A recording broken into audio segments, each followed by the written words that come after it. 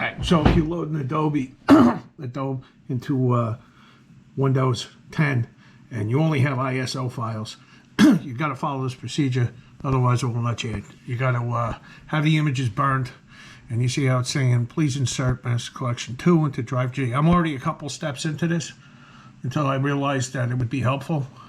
So I'm going to take disk 2. I'm going to look at my drives here, see what's installed here. Alright, I don't have disk 2 mounted, so I'm going to try to mount that from an ISO file.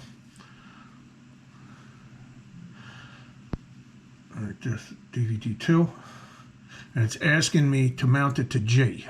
So I'm just going to mount this and see where it lands.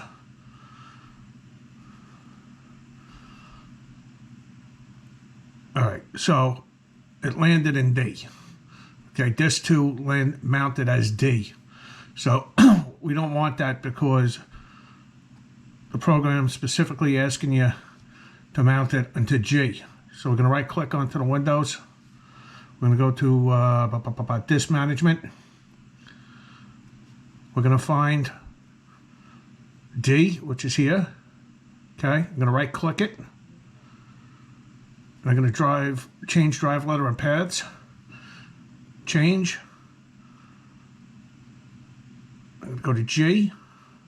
Okay, it's going to give me a warning, which I'm going to ignore, like most of my warnings.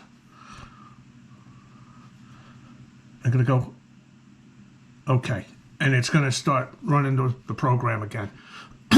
You can't have 2 drives with the same letter designation, so you have to unmount or remove the drive that you were using, then mount the ISO image the program is asking for.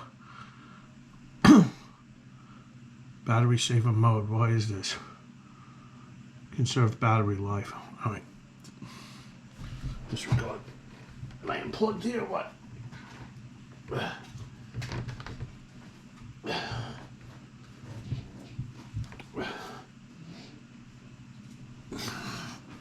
I don't know why it's going at the battery saver mode.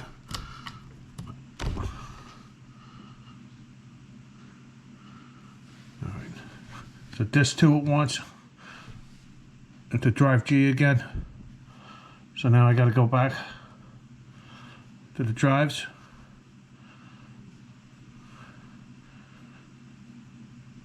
Why am I not here? WHF. I'm going to try to mount that image. Disk 2. Mount to new DT drive. Find out that drive.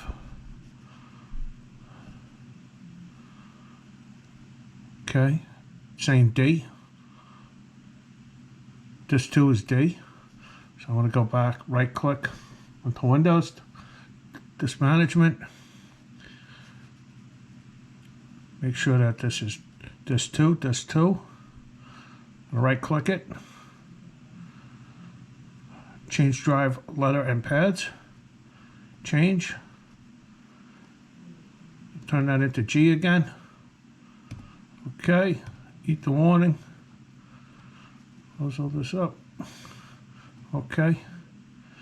And there it goes again. So it'll keep asking for disk 1, disk 2, disk 4, disk 1, disk 2. Just do what it tells you to do. Just make sure you always have the drives designated what they're asking for. In this case, it's Drive G. And that's it. All right, this should get you over the hurdle of pulling all your hair out to get this program loaded. All right, that's it for now. KD2IBP clear.